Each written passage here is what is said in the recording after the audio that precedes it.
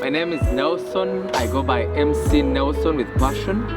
I am Ugandan and currently living and working in Belgium. Please like my page and follow me. Thank you.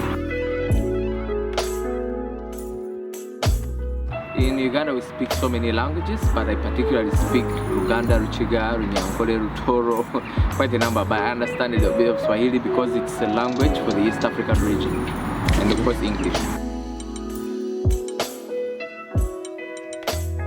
Yes, I've heard of Lesotho. And what are the two facts that you can say about Lesotho?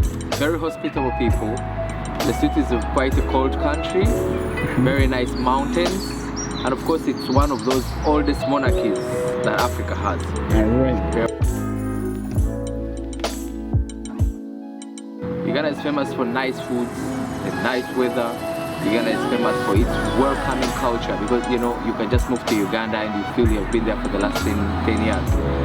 Uganda has a very diverse wildlife kind of setting with great animals. You can see giraffes, lions, and anything you think about, but apart from tigers, you won't find them there. You have to go to Asia.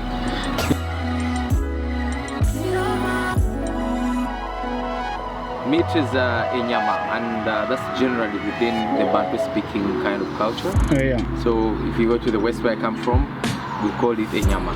Same as in central and other parts. Oh, yeah. And which language is that inyama in? Is it in Luganda or in? Exactly, it's in Uganda, Ruchiga, Runyankole, Rutoro. Oh, yeah.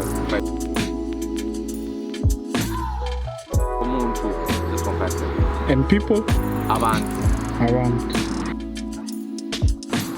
From the west they will say Amizi, then in central, which is that Uganda, they will say Amazi.